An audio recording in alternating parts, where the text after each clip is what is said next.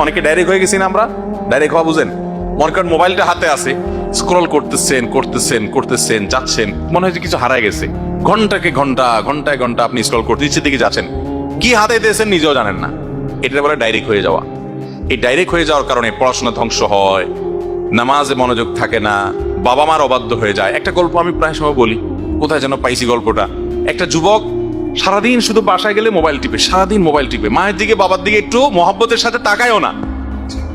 একবার সে বাসায় মোবাইল টিপছে টিপছে, খুব সিরিয়াস, বন্ধুদের সাথে চ্যাটিং ফ্যাটিং করতেছে। সে অনেক সামাজিক মানুষ, কারণ বন্ধু বান্ধবদের রিপ্লাই দেয়, কিন্তু মায়ের দিকে তাকানোর টাইম নেই। হঠাৎ করে মোবাইলটা ধপাস করে রেখে মায়ের দিকে তাকায় আসে, নির্মল এবং পরিষ্কার একটা হাসি দিয়ে দিছে। তার হাসি দেখে মা অবাক হয়ে বলছে, কি ব্যাপার বাবা, কতদিন হয়েছে তোমার এরকম একটা হাসি দেখলাম না, এত সুন্দর করে হাসি দিলে কাহিনী কি? বলে, মা মোবাইলের চার্জ শেষ হয়ে গেছে।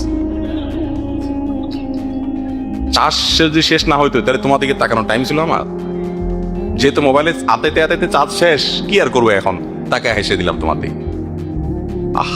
এ হলো আমাদের যুবক ভাইদের চরিত্র। ভাইরা আমার, এই মোবাইল, আমি একটা কথা বলি, এর ভার বহন করা দুনিয়াতে অনেক সহজ হলেও আখেরাতে এর দায়ভার বহন করা অনেক কঠিন হতে পারে।